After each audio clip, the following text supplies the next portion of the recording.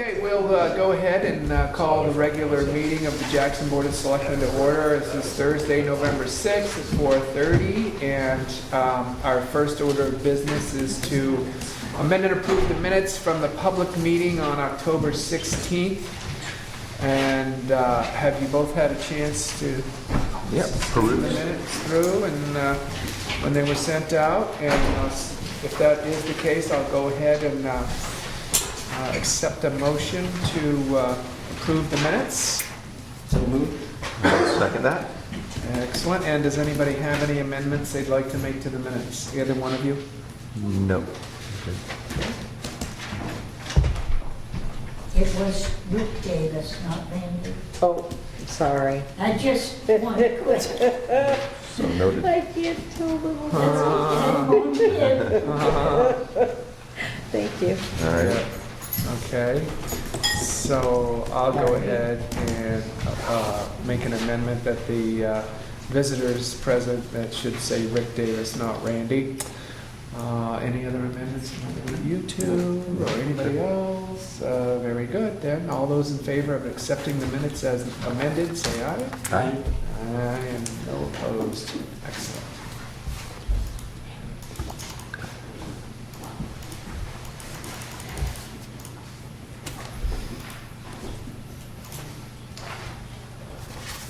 I think I called him Randy at one point. Did he? Yeah. We made him leave. Oh.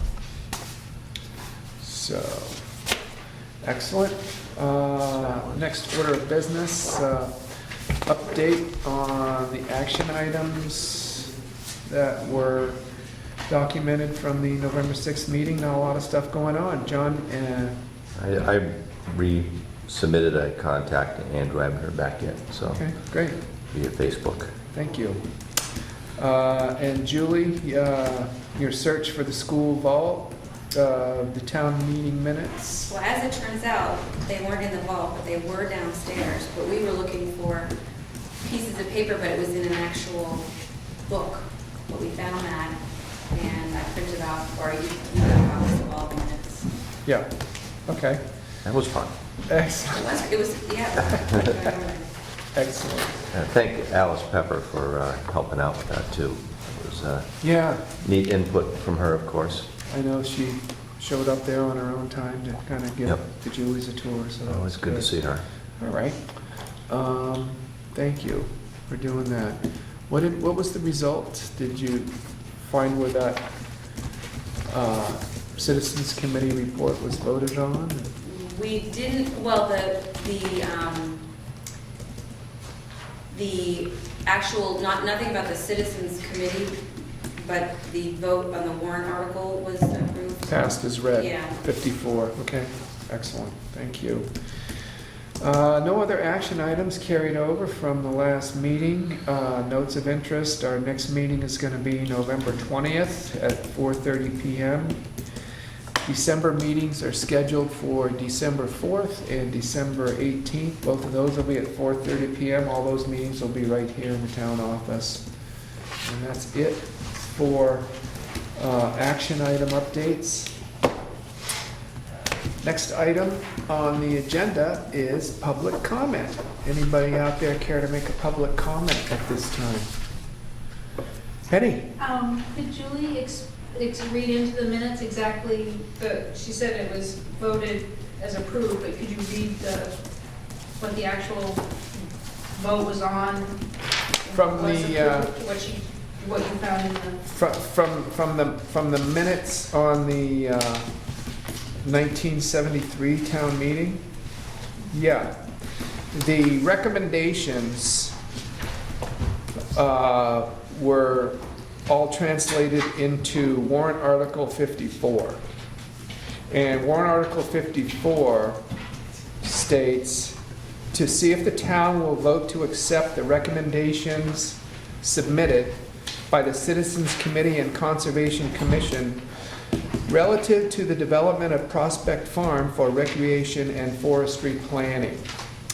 And there were 12 recommendations that the Citizens Committee made, And the 12th recommendation was actually 2 sub-recommendations. The, want to just go through them really quick? Sure. Okay, recommendation number 1, that brush on side logging roads be controlled as often as required by mowing or by chemical means, and that erosion be corrected. And that was recommended by the Citizens Committee. I'll read the votes too, and these are votes by the Citizens Committee. Recommended 5-0. Number 2, that the undesirable species of trees such as poplar, cherry, and alder be cut or sprayed as appropriate, and that areas from which views are obtained be cleared. Recommended 4-1. Number 3, that ski touring trails be established by the use of number 1 above, and that was recommended 5-0. Number 1 referring to the very first recommendation about clearing. Number 4, that trails be cut linking up logging roads to other ski trails established or to be established. Recommended 4-1. Number 5, that snowmobile trails be established as in number 1 above. Recommended 4-1. Number 6, that snowmobile trails, if established, be separated completely from and located in other areas than those utilized for ski touring trails. Recommended 5-0. Number 7, that insofar as practicable, summer camping, picnicking, etc., be discouraged because of problems of contamination, refuse, accumulation, and fires. Recommended 3-2. That was 7. Number 8, that because of destruction of plant life, terrain, and subsoil, vehicles and trail bikes be prohibited from this area. Recommended 5-0. Number 9, that as appropriate funds from the Baker property be utilized as necessary in the implementation of numbers 1 through 6 above. Recommended 5-0. Number 10, that the Jackson Conservation Committee or Board of Selectmen, as appropriate, employ persons to accomplish actions in numbers 1 through 6 above. Recommendation number 11, that signs be posted designating specific use for all constructed trails.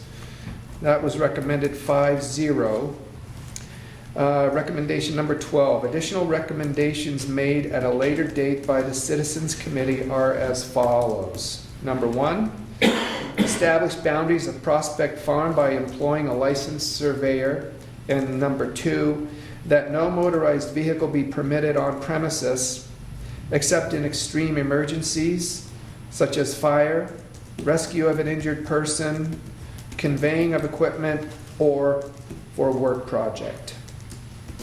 And so those were the 2 sub-recommendations of number 12, I guess is kind of what I was referring to there. And then so the minute meetings from the 1973 town meeting, basically in reference to Warrant Article 54, were passed as read.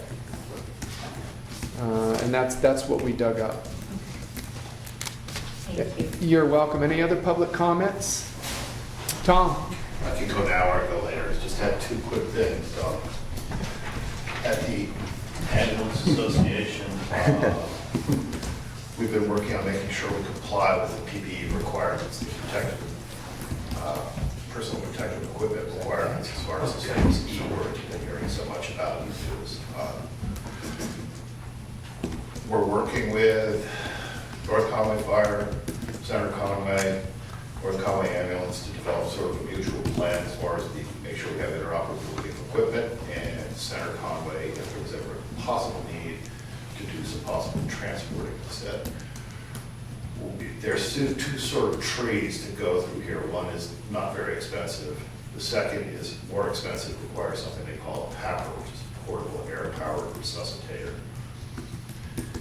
If you have to have a suit that completely isolates you from the environment, you need to be able to breathe in that plastic bag, and that requires a resuscitator. Those are more expensive. We're trying to find some grants for it. There are no per se grants out there right now. I foresee that in the circular nature of our business, where the latest itch gets scratched, you're probably going to see a lot more of this grant stuff come out in the future. So we're kind of at the point of still doing some research to make sure we're doing the right thing, finding out what's out there to potentially buy. We talked to the Selectmen in Bartlett last week, just to give them a heads up that this is something that's in the wind, potentially. We've also been in touch with the workers' comp people to make sure we're doing the right thing, because the last thing you want to do is not do something proper and disqualify yourself from a workers' comp claim, and therefore create a risk or a liability to either town. So it's sort of a heads-up thing on that. It may come down the road that we end up doing some sort of fundraising to try to mitigate the cost, because these PAPRs, these resuscitators, are the expensive part.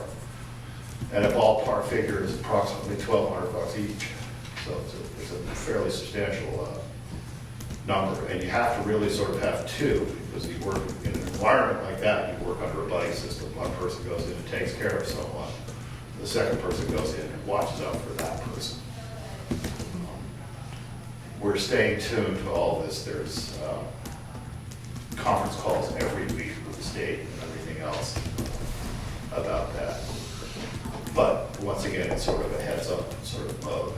We've been practicing a lot with it already, getting people aware to what's going on.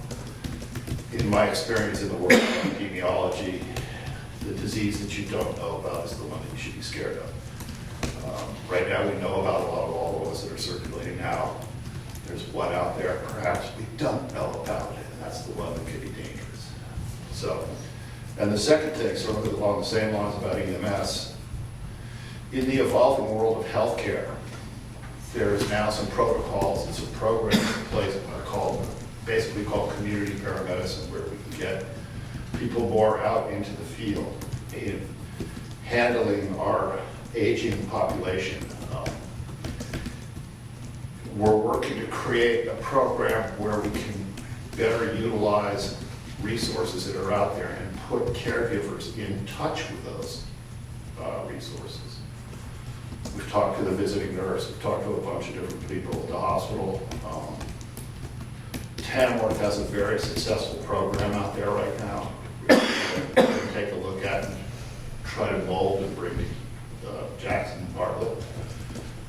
But it's something we want to try to make our aging population more comfortable at home, so that they don't have more frequent runs to the emergency room, making sure they're more compliant, they're getting what they need, and that the services that are available to them are gotten to them, and also for the people taking care of them. We've talked potentially, it's sort of in a germination phase with the library, about creating some sort of caregivers group that can meet maybe 3-4 times a year to disseminate that information. So those are two things that we're working on. I wouldn't want you to think that because I haven't been here for the last couple of meetings, I wasn't doing anything. We have been doing things. So it's sort of an evolving nature of the world. Thank you. Questions for Tom? Either one of you on any of these projects?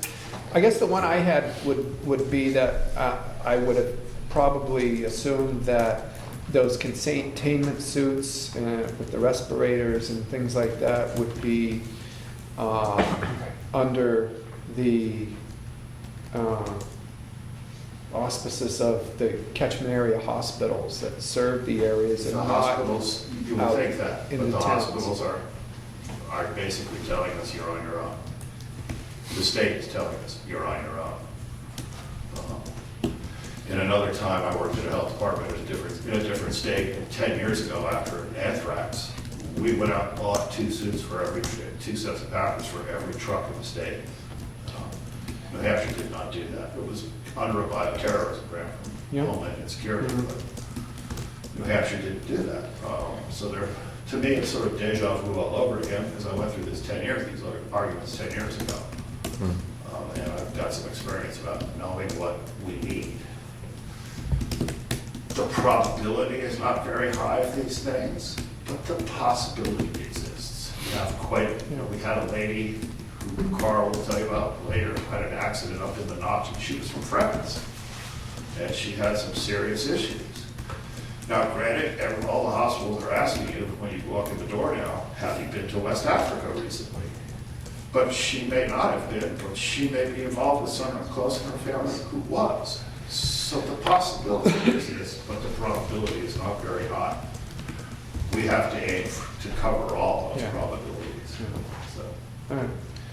but So the it's hospitals, up to answer the your question, EMS. The hospitals don't really, they've cut us loose. And Okay. the state is I basically think as it's a good well. first one. Yeah, okay. Thanks We try. for clarification. All right. One more time for public comments. Were there any other hands up? Okay, we'll go right into the police report. Carl?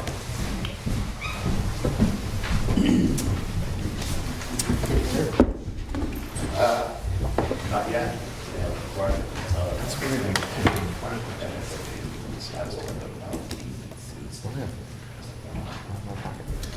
Okay, since we last met, we had a motor vehicle accident on Carter Notch Road. We took a complaint of a missing person from the hotel here in town, and the person was found walking along Route 16 down in Glen. We took a animal complaint in reference to a canine that was, the complaint was it was being left unattended and was referred to our animal control officer. We had a call from a gentleman who was concerned for his sister in town who was an alcoholic, and he was calling register welfare and see what we could work out and with the police department and her safety. We took a report of some guys splitting rocks up in the falls, and it's turned out to be a legitimate commission thing by the Conservation Committee. Oh, okay. Yeah. We have a man in town who's self-employed, a handyman type, and he's out of town, and he's asked us to keep an eye on his properties, and we're doing that for him. We've had 4 false burglar alarms. We took a complaint of neighbors each have cats, and apparently 2 cats got in a fight, and 1 cat bit another cat. So that was referred to the animal control officer. We assisted the fire company with a smoke alarm detector, and I think that was more or less due to a power surge with the electricity. We assisted the sheriff's department with a complaint of cars that were racing up in the notches. And if you've ever seen a group of, say, like Mini Coopers or something like that get together and they like to juice it. So there were several of them in a stop, and we just helped them. We, what originally was going to be a motor vehicle stop due to high speed turned out to be some people who were hiking up the notch, and 1 person got injured, and we assisted them with calling and getting a BJA, Butler Jackson ambulance. We've had 3 residential burglaries and 1 attempted. The houses that have been burglarized, second home vacant, but the one that was attempted, there was somebody home when it occurred. Was it forcible? Yes. They kicked it over, so. Yeah, and the one attempted was forced cracking of the door jam, Okay. stuff like that. Yeah. With another one, there was a window, bedroom window that was smashed out.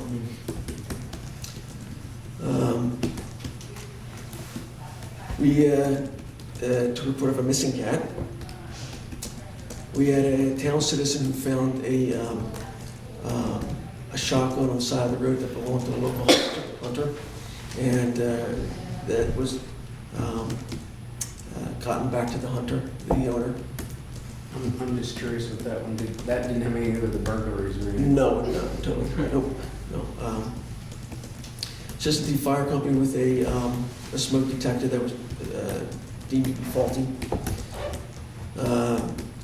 Took a report of loose cowl on Cameron Drive.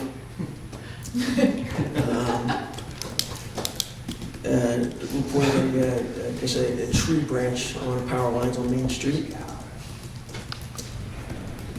We had a report of a loose canine, and because it was reported the night before and unresolved the next morning, that was turned over to our animal control officer. We fingerprinted a person for SA9 purposes. Assisted the sheriff's department with paper service. Usually that's something they do by themselves, but this was the gentleman had an 11-month-old child, and the child was going to be taken and turned over to the mother. So just to make sure everything went smoothly, we went with them, and that went fine. We took a report of theft from a restaurant of coats, and because this establishment had a video camera system, we were able to see clearly it occur, identify who the people were, arrested them for theft and got the jackets back to the owners. Nice. And we arrested a person for driving while on a suspended driver's license. Busy. Any questions for the chief? Thank you.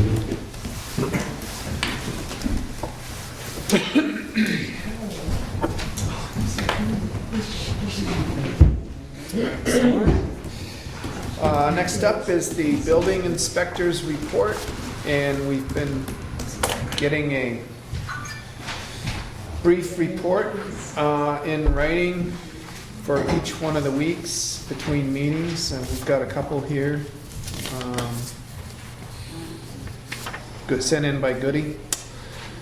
First one dated October 23rd, another very busy week for both Kevin and I. New permits continue to come in, and catching up with outstanding permits continues.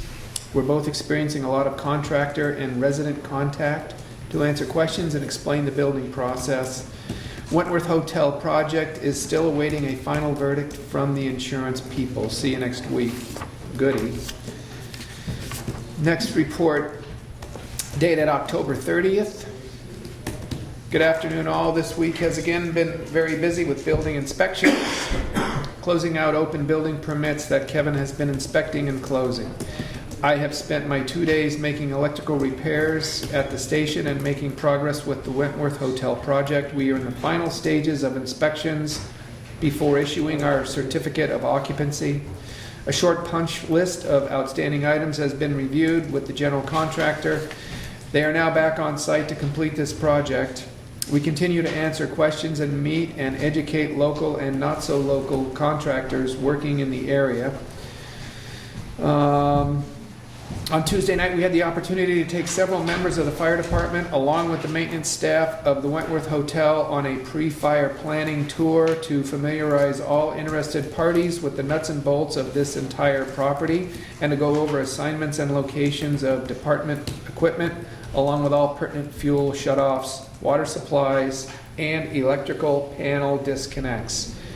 We toured for about 3 hours and were then treated to pizza and refreshments, compliments of the owner, Mr. Koppel. See you next month. And so those are the two reports. The building permits in the file. We've got building permit for map V1, lot 38B, owner Town of Jackson, 125 Main Street, add water line and septic tank, bathroom, insulation, move electric service, paint exterior, repave parking area. That one you guys have to sign. Oh, okay. Oh, there's a little tab. All right, very good. Right there in blue. Thank you. There it would have been. As that one makes the round, so I'll go to the next one, map V7, lot 129. Owner, Wasson Seabold Trust, North Hampshire Ridge, construct a 3-bedroom primary residence. And not sure what that address is, but that's with Gordon Burke. Pass it over.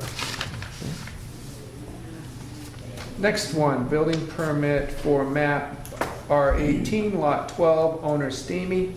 That's 10 Candy Cane Lane. Addition to the first floor. Remove areas on second and third floors. Change layout.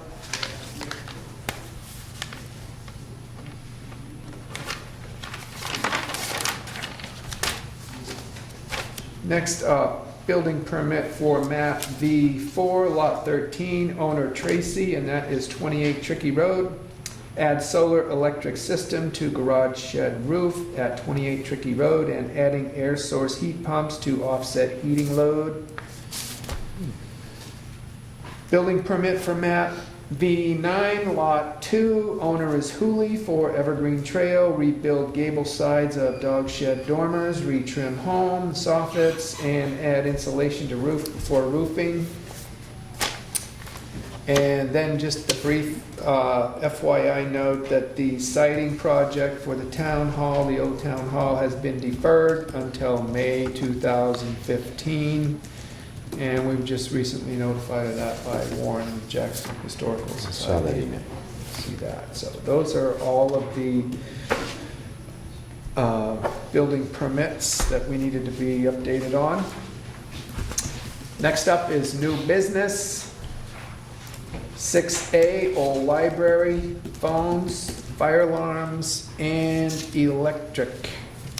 And Joan, did you want to come up, and Susan, and join us for this? No, I'm going to go up there. I just Oh, wanted okay. to find out if you had made any progress about getting the fire alarms to tone out again. I thought you had been kept in the communication loop on that. The last I With, heard Goody. was Pope wanted 2 phone lines, Right, and Julie was going to check on right. that. And there is 1 phone line there, so we could get it going temporarily, just to, until we can get the 2 phone lines in. Yeah, and so we did look into the cost. There were a couple of different options, and one was really clearly cost prohibitive that didn't require phone lines that we're not set up for. So I think there was Goody mentioning there was a waiver process, so we wouldn't have to have 2 phone lines, but that was the standard situation. So there's an operating landline in there now, and is that going to be part? I don't know if it's operating. There was a landline and it did tone out. That line was never pulled. Whether the account was canceled at Fairpoint, I can't answer to that. Mhm. Yeah. So we got feedback from both Pope, well, from the security system on that, Yeah. that basically informed us that when the landlines were disconnected, that the security system obviously was disconnected at that point. Wasn't that basically what they told us? And they sent us the document, signed, I think, at the time by the town clerk tax collector, asking them to disconnect the security or informing them that the landline was disconnected. So, yeah, you're telling us that the landline is The line's operating? there. Oh, physically there, but Physically not, there. No. it's not operating. It's not, all you have to do is call Fairpoint and they Yeah. just go in and reconnect Yeah, it. okay, You know, nothing was physically yeah, moved, but even if that step was taken with Fairpoint, there was no documentation. The only documentation was Hope was notified not to monitor the building. Yeah, Which was, okay. I think, a mistake, but right, it is what it is. Yeah, I well- just want to see it get reconnected. okay. And then how is that gonna work in the town phone system? So I've been talking to Rob Casella with North Ledge, and they're in the process of, when we got that new phone system, we had talked about leaving Fairpoint, going through Time Warner.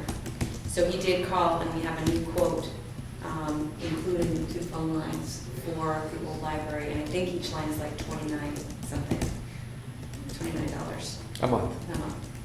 okay. you don't really have a need for two phone lines if you don't have to have two phone lines for the security system though, is that correct? No, there's not really need for phones, there's need for the alarm system. But I think they Right. do need two. But they need- Both needs Right. two. Unless you go the waiver route. Right. Wasn't there, So basically, I think what it would be 2 lines at $29+ a month plus $360 a year For the, for the Pope security. Pope security. yeah, okay, So we need, before I can go any further, I just need you guys to say yeah. yay or nay, and then But there was a waiver opportunity so that we only would have to have one line there. okay, that I wasn't. Correct? I wasn't in the loop with that one. Oh, okay.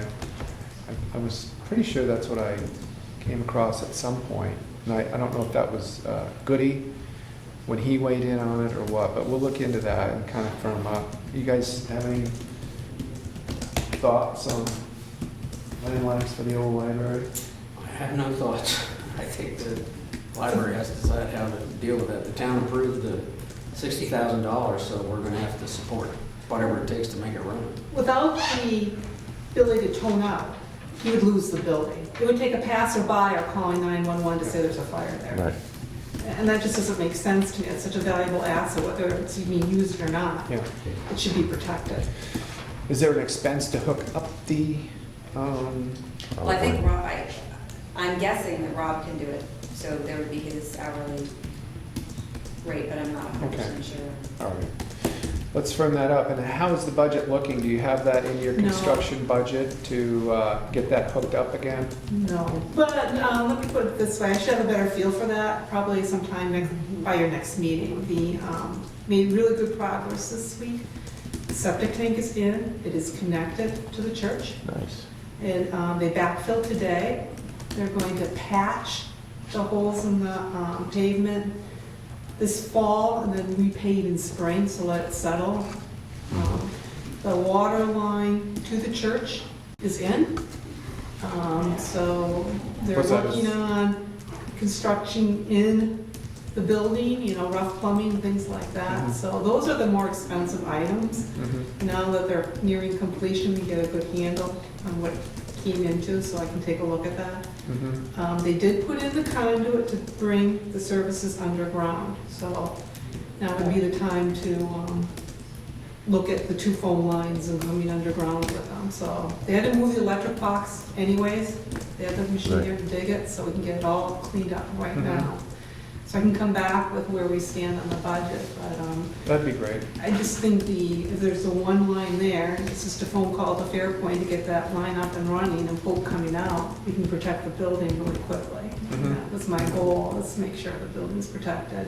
And it is being used. It's being used weekly by the French Conversation Group, and so people get a false impression if alarms are going off and it's not toning out, so someone would have to call 911 to get help. Right. It just needs to be addressed. Sure.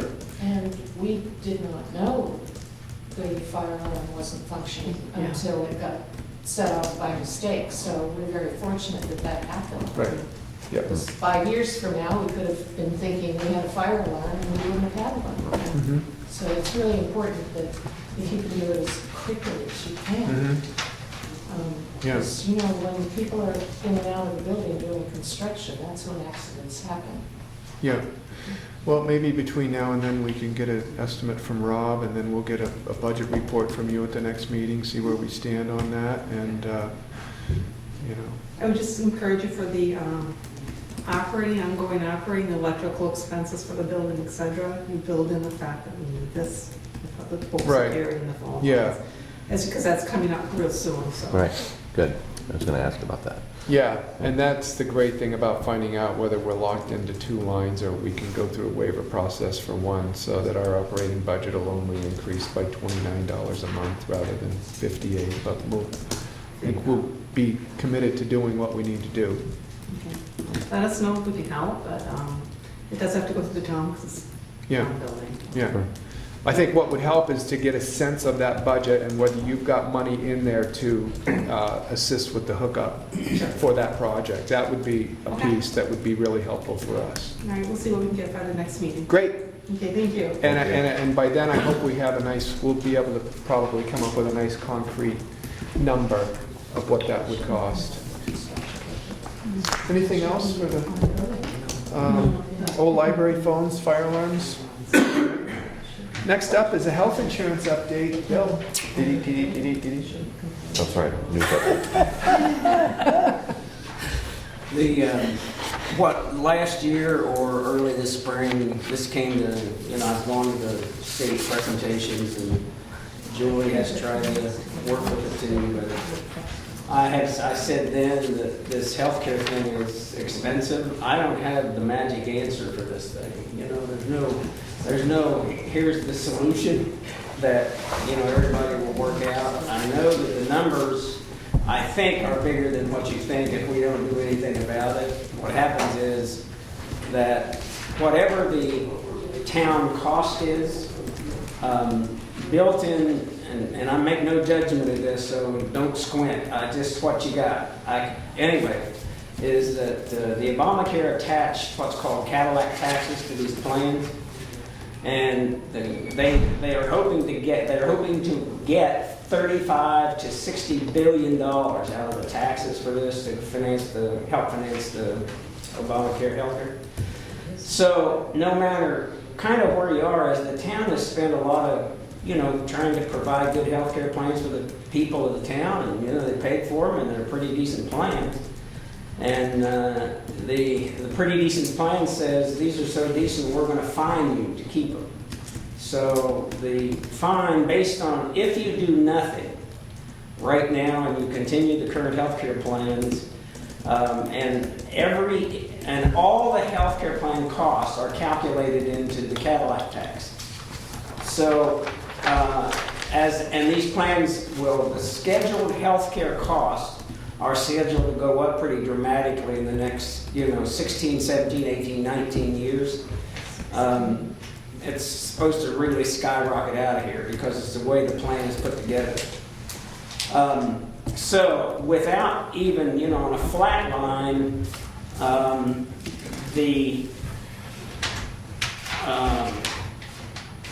under the current plan, if I can read this, we pay which one is $225,000 a year? That's correct.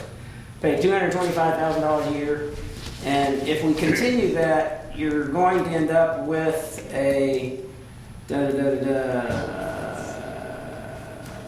about $50 more thousand as a penalty. So you pay all this money, and then you get a bill from the government that says you owe another $50,000. So the thought was, and I am supporting that thought, is that we propose to change the plans for the employees to try to reduce the cost. And because I thought that you all might be interested in doing that, I've set up a meeting with the employees and the healthcare Peter Chappell, the healthcare trust, to come in and sit down and talk about these plans. We can cancel that meeting if you don't want it, so that's possible. But we have to, the reason it's set up in such a hurry is this has to be done if we're going to do it. We can't wait till January and February and say, okay, this is what we're going to do when we decide.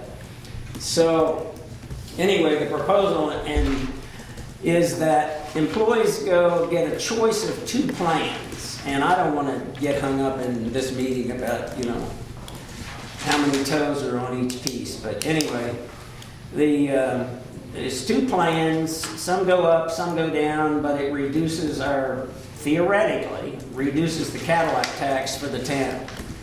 And so the offer is to change from where you are to 2 plans. One is a Matthew Thornton healthcare plan, and one is Blue Cross? Yes. And there are many different plans. This is a dartboard choice. But after sitting down and talking with and going through, these look like the best direction.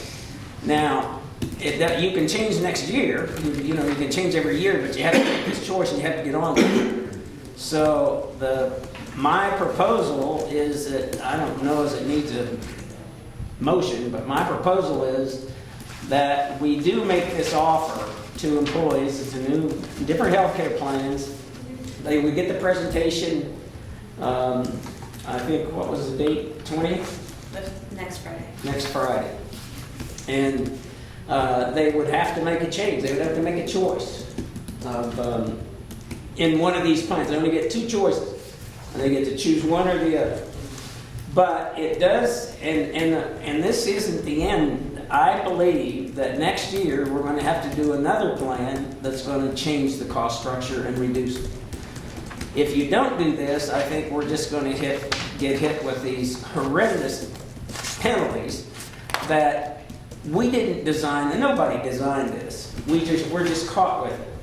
And another proposal is, in order to get interest in understanding this healthcare, I don't know whether it's a dilemma or not, but it's a problem, is that if we can continue to reduce the Cadillac tax, the additional billing, let's assume that we get it somewhere, and I don't know this, other than if we keep after it, it will help it reduce it. But that one of the ways we could get employees interested in this is to look at the Cadillac tax at the end of the year, and let's say we get, I don't even know how they're going to bill this. I don't know how it's going to work, but anyway, we're going to get billed something. I would, as a suggestion, this is what you can do is take that Cadillac tax and divide it out over the next year as to what employees pay for their health insurance. Now, if you did that, then what you would have is there would be a greater interest in employees saying, look, I've got to face this thing. You know, this is too expensive. Otherwise, you as the taxpayer are going to end up absorbing all this cost. And it's probably at some point, if you wait too long, then you're going to end up in this big draconian moment, okay, that says people don't want to pay all this money, and then, you know, what do you do now? And then you're going to be trying to buy people out. I'll follow what the town thinks they want to do, but my pretty confident opinion is we have to move ahead with this changes to make at least baby steps to try to keep these costs down. And I can't say any change is not happiness. I understand that. But my recommendation is still confident that if we don't make these changes, it's going to be more than happiness down the road. I don't think anybody sitting out here is going to want to pay these healthcare costs down the road. It's not going to be pleasant. We didn't make it. And we, meaning you didn't do it, we didn't do it, it's just where we are.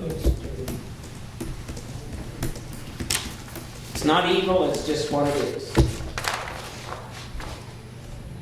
Phil, you said there were 2 out of these? Yes, 2. I think the Blue Cross is the top one, and the Matthew Thornton is the bottom. There's 2 Matthew Thorntons in the bottom. I assume they're different somewhat in way, Yeah, form, I but think it's... They're both the same percentages, I plans, guess. but It's different. slightly different. I think it's this, we're looking at, John. Well, the bottom one has an employee portion at 5% and the employer contribution at 95. Right. And then the one in the middle is 93 and 7. But it's the same plan? well, basically Looks it's like the it. same plan, but it's obviously different by the numbers. But I mean, as far as insurance coverage, those 2 plans are the same. As far as we know it is. This will all be detailed out too when, I guess my question is that they're not doing 85-15 though. That's the... we're going to pick 2. We're going to pick, we said the Blue Cross and was it the bottom one we talked about? Right, so it's based off of those percentages, I see. So that gives the exposure, then you can see, assuming, this is a pinball game. Nobody can really tell you what's going to happen.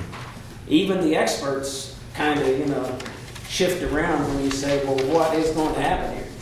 But if we don't get a hold of this thing, we're not saying that people have to give up their medical insurance. We're saying we just have to face this somehow rather than wait for 3 or 4 or 5 years. And the next thing you know, the Cadillac tax comes in, the bill comes in a dump truck, and everybody's going to be upset. I just know they will. In 16. That's what the, I read an article, it said 2016. Yeah, but the Cadillac tax, the $50,000 tax, you can see if ours is $225 and the tax on that is $50,000. And that's only gonna skyrocket. That's gonna go up and up and up and up and up with the cost going up. And there's no hiding, you can't, employees can't pay more, that doesn't matter. Cadillac tax takes everything. So there's no secret way to do it. Yes, sir. The purpose of the Cadillac tax was to reduce the benefits from the fancy of the Cadillac plans. So that when you look at this and you're trying to deduct Cadillac tax, understand that the benefits that you're going to be offering of necessity will have to be less Yes. than they are. Absolutely. Absolutely. Yes, they are. Are our employees eligible for health savings accounts? I'm not aware of it. I don't know. I'm not aware of Because it. one, you're maybe skirting the line to get caught, right? Take 50,000 and put it into health savings accounts for employees, and they can use that money to cover medical expenses that aren't covered by the insurance. But you got to be eligible. They would have to be eligible for health savings accounts. We can ask that question. That's a complicated, I know. it's a complicated system. So you're gonna have a meeting next week, I take it? Yes, with the employees. Well, assuming, I guess I need somebody to say, okay, let's take this first baby step. And if if you say you don't want to do this, then we'll continue with what we're doing, and we'll be. Anyway, I guess that's where I am. Is I really think we need to take the baby steps. Nobody's going to be happy, I'm sure, but nobody's going broke in this process. It's just a matter of taking steps. Next year, what is it? 15, 16 is 16 is when it comes in. Well, I would say that, we've got to face it again and try to do this in steps. And the answer, yes, the benefits change. There's no question about that. Yes, sir. So I had some questions, and I'm wondering, because our employer portion of the contribution to the healthcare plan this year is $225,000. And both of the two plans that you put together for comparison here, our employer contribution would go down to $198,000. Right. So that's $26,000 less. Almost 27, but yeah. 26.8, 26.9, that's right. And so in my mind, that's not bad news at all. I'm wondering if you could, in a nutshell, explain the difference between the benefits of the current plan and the benefits that the employees will no longer have, because it's also going with either one of those plans is going to reduce the employee contribution as well. In other words, lower what they're expected to pay for the plan. So what's missing from those plans? There will be, the plans are going down. I cannot tell you what is in and what's out, and personally, even if I knew, I would say I don't want to get into that here. This is not the place to do it. Do you have an idea of hold. Do you have an idea of what's missing, what's going to be Well, taken away from these plans? When you go to the doctors, the copay goes up. Yeah, You so pay more for copay. One plan's offered, you have to pay a deductible, which is, we haven't had to pay before. So we're going from a $0 deductible, and it's what, a $500 deductible on both plans? No, Or just just one. the Matthew Thornton is going to be a $500 deductible? The Blue Cross will remain a $0 deductible? Yes. Okay. All right, that's a big help. I'm sorry, go ahead, Phil. There's 9 chances out of 10 you are going to end up with higher deductibles, higher co-pays, and both. Right. It's simple as that. One notable thing here on the Matthew Thornton one, though, the employee contribution is considerably less over the Blue Cross. So even though you're absorbing the deductible, you're saving, $3,000 or $2,000 on that end, paying your portion. So, that would absorb that deductible pretty quickly. Exactly. No one's ever said that it's easy. No. It isn't easy. It's not going to be easy. My guess is you're going to hear from people, and I guess I'm saying I'm confident that we need to make a move. And we don't want to wait 2 or 3 or 4 years to make it. You want to do it now. See what happens next year, planning to make another move next year, and possibly making another move the third year. We just don't really know where this pinball goes, and neither can the Health Trust people. Well, I think we We're just know where trying it to- goes next year because we've got quotes and numbers that make it real concrete and easy for us to understand. And I gotta tell you, I don't know if there's anybody in the room that has a health insurance plan with 0 deductible. I don't. It's been ages since I've had one. Mine's actually $1,000 deductible. And those are standard plans, and that's the whole purpose for taxing some of these plans that have 0 deductible, is to bring these things in line a little bit. And I understand that could be a bit of a reality check for some of our employees, and we see here who's got health insurance and how much they're paying. And John, you made a point, the employee contribution to one of these plans is going to be less than half of what it currently is. And those health savings accounts, I know we have them at my work. I thought they were relatively standard. I mean, if you take what you're contributing currently to that plan and you put it in a health savings account, you're going to more than cover your family's deductible for the year. So I don't, and I've been involved with health insurance plans through work for years and years and years, and it has not been an uncommon thing to see health insurance go up 20% a year, 15% a year, 12% a year. I can't remember the last time that we were offered a health insurance plan in my workplace that was less than a double-digit increase every year.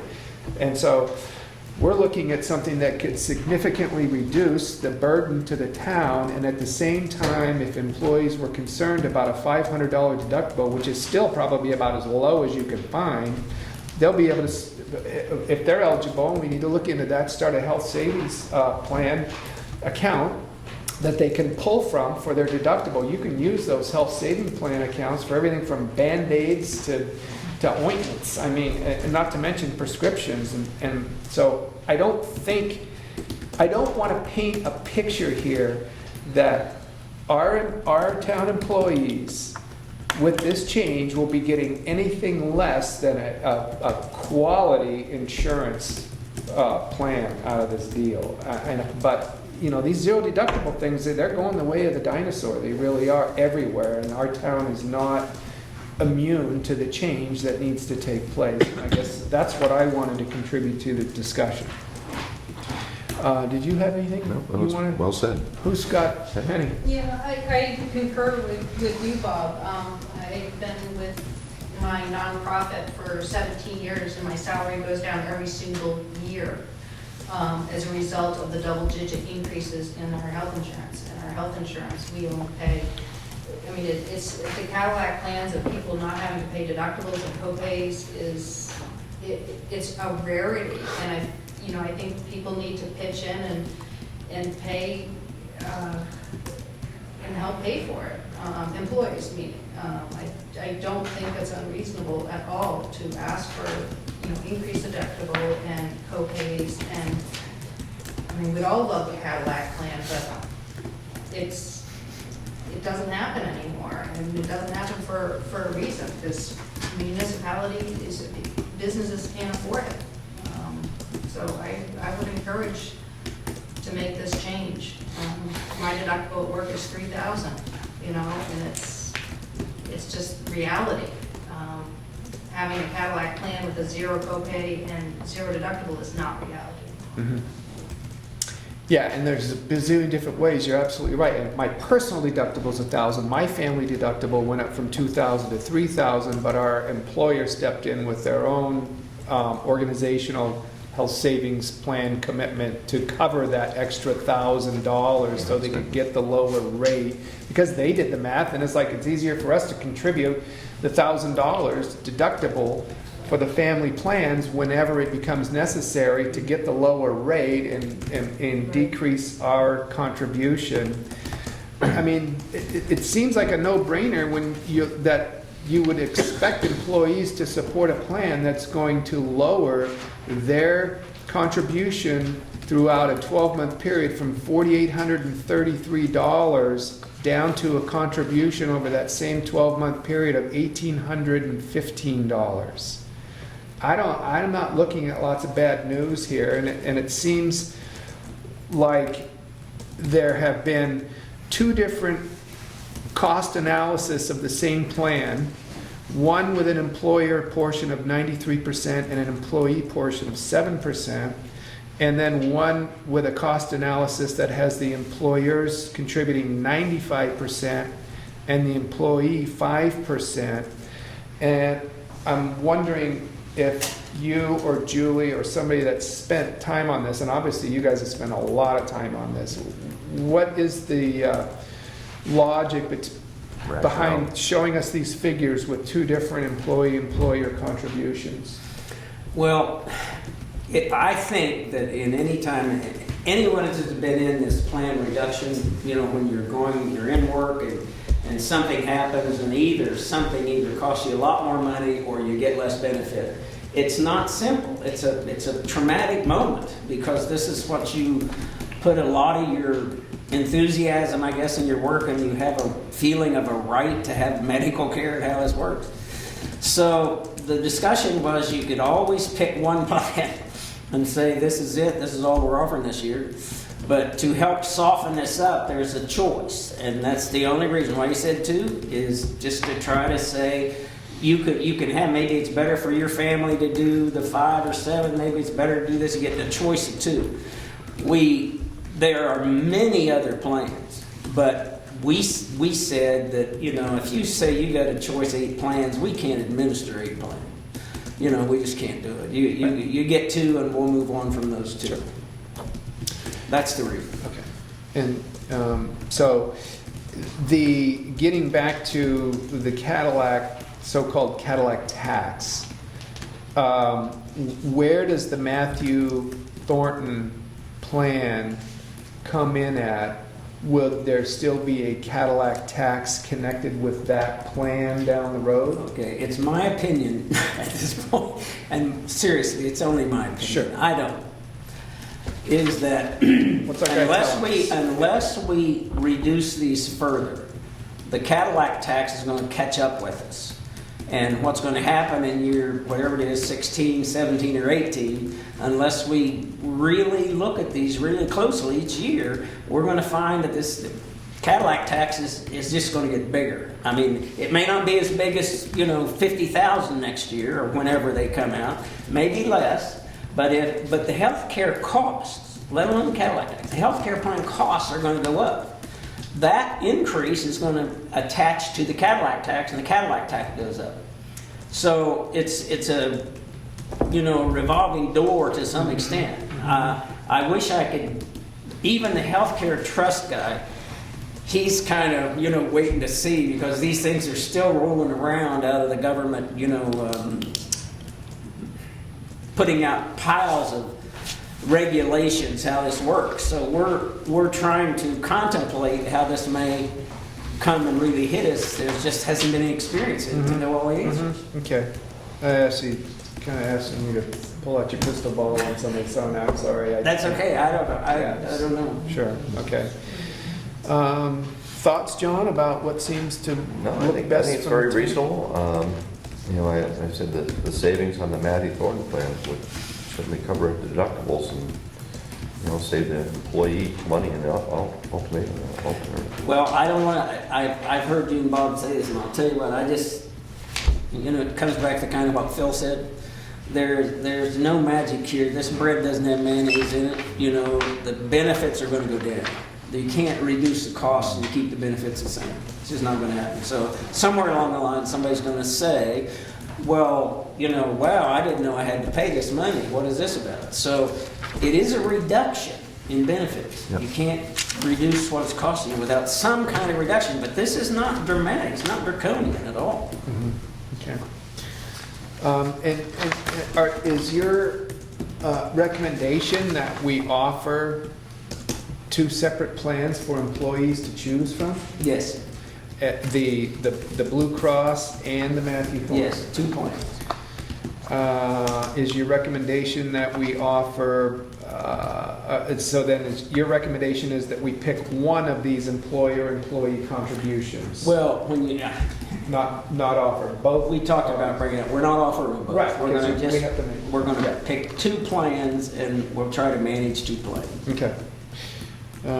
Any sense, John, on, I mean, the middle plan that calls for the 93% employer contribution ends up Same saving the savings. town I $26,000. think that's the one to go with, it's the same amount of savings. Yeah, yeah, The other one's about 22.5, so. right, just so everybody Is that knows. where we are? We okay? That middle plan seems to make all the sense to me, and certainly if anybody can make a choice based on whatever criteria they want to use, but if I was going to be asked to contribute $4,200 to a plan that had a 0 deductible, or contribute $1,800 to a plan that had a $500 deductible, I know which one I'd pick, but I guess the plan is to kind of transition into these Transition, deductible so- plans, and this year this is what we would offer, and the Cadillac tax isn't kicking in this year anyway, Not and we kicking in can this kind year. of We're get trying people to used to the sign of the times. act proactively and try to be ready for this thing when it comes. Are you looking for a motion from us today? Well, I would ask you, I don't think, you tell me, but I don't think we need a motion, sorry, my That's granddaughter. Matthew Thornton right there, Matthew Thornton. I'll bet. Sorry. Is that, Right. personally, I would just like to, I guess, Matthew Thornton, get an right on. update or approval that we can go ahead with this employee meeting and make these 2 offers, these 2 plans, and try to move ahead with it, because we really need to get this done this week. I think, I'd like to have some feedback from the employees' part too. I think the meeting is timely, and, if we can wait till after the meeting to make a decision, is that in our next meeting, which is the 20th? I My think? recommendation is not to do that. Okay. We just don't have time. We gotta pick one of the 2 Matthew Thornton employer-employee deductible amounts. I mean, my recommendation is take these first 2 and Okay. go with it. Yep. And Oh, it's one of those things, I could have brought in you a list of, 14 plans or something like that, and it's Right. just, is And the it's- insurance agent gonna be at the he is staff going to plan? be here, Peter Chappell is coming to, and he's going to go through this with all these questions are answered. It doesn't mean happiness will exude, it'll mean we're making a change and we're trying to get hold of it. So beyond the deductible, will there be other cuts in health insurance benefits? Oh, yes. Oh, yes. And those Oh, will yes. be made clear to the staff when Yes. they're at the meeting, meeting, and yes. that will help them decide and Yes. everything, so it And seems, Retirees that are on the plan have been invited as well. okay, oh, great, super. So, do you need a motion from us? I don't need a motion Okay. unless you're telling me you don't want to do it. No, I'm not telling you that, are you Okay. telling him that? I'm not telling He's you. not telling you that. Then we're going to go ahead with the meeting All right. in a week on a Friday, and we're going to sit down and go through this, and this is the offer. And we're going to offer these 2 plans, and, and talk about kind of what we talked about here, but it's essentially the, initial motion to try to get control of the cost. That sounds great. Okay. That sounds great. You guys obviously did a lot of great work on that. Thank you. Thanks for all the time and effort. Okay. Cover it? Did that cover Yes, everything? yes, sir, I'm good. All right, excellent. Next up, under new business, 6C, New Hampshire Electric Co-op 2015 rate increase, FYI. Increase in electric bills, New Hampshire Electric Co-op, just when you thought you saved health insurance money, is raising rates by 12.2%, and we will need to plan that into the budget. All right, response, reactions, questions, concerns? 6D, property liability rate information, FYI. And this comes from Property Liability Trust. And more fun news. Got a couple things highlighted here. 5% increase to all base rates for property liability rates. For workmen's compensation rates, there will be a 5% increase. For unemployment compensation rates, they will be reduced by 5%. There are more highlights there, that's the gist of it. Okay, and that's nothing we need to take action on, it's just for your information. Item 6E, trustee of the trust funds, withdrawal and funding requests.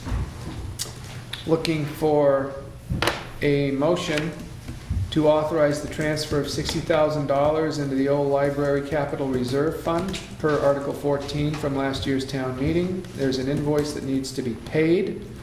And again, Article 14 was to see if the town will vote to raise and appropriate the sum of $60,000 in the old library capital reserve fund for the construction we've already talked about earlier this meeting. So I'd like to go ahead and entertain a motion to, either one of you want to move to deposit $60,000 into the old library capital reserve fund per warrant article 14. It's a deposit or withdrawal? It would be to deposit We're giving the funds to Okay. the. $60,000 into the old I library should have said capital withdrawal here, that's why. I was reserve fund. Right. There's, the next one's a withdrawal. Gotcha. Order of operations. So moved? Second? Any more discussion? All those in favor? Aye. Okay, that is done. And then next up will be withdrawal from trust funds. And this is going to serve as a request to withdraw total sum here out of that reserved fund of $1,335, and this will go to Civil Solutions, or Phillips, for the work he's done on that project to date. So I'm looking to entertain a motion or hear from one of you to move to withdraw $1,335 from the old library capital reserve fund to pay for this invoice from Civil Solutions, Inc. So moved. Second. Any other discussion? All those in favor? Aye. All right, and that will be for you to sign.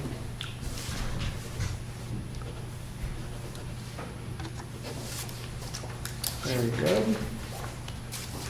Thank you, sir. Yeah.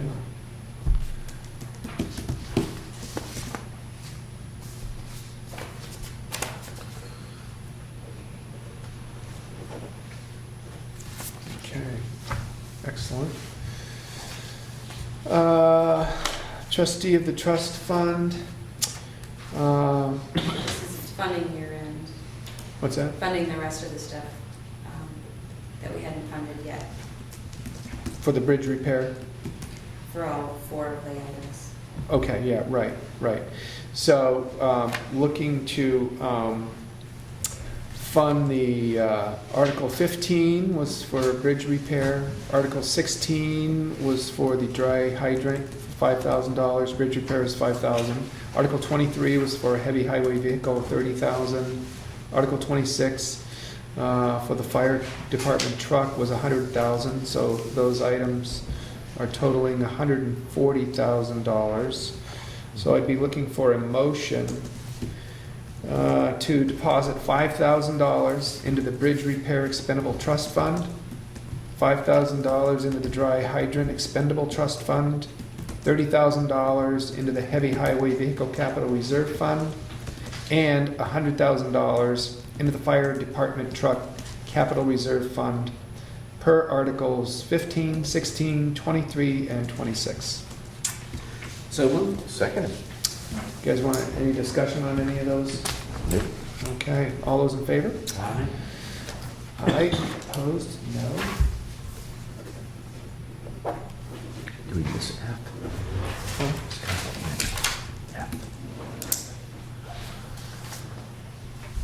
Yeah.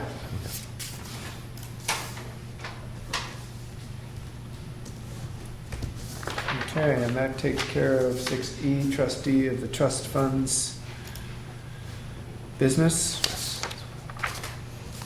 And then the Jackson Falls new addendum is item 6F. You guys remember we got that copy. Is there a copy in this pile anywhere?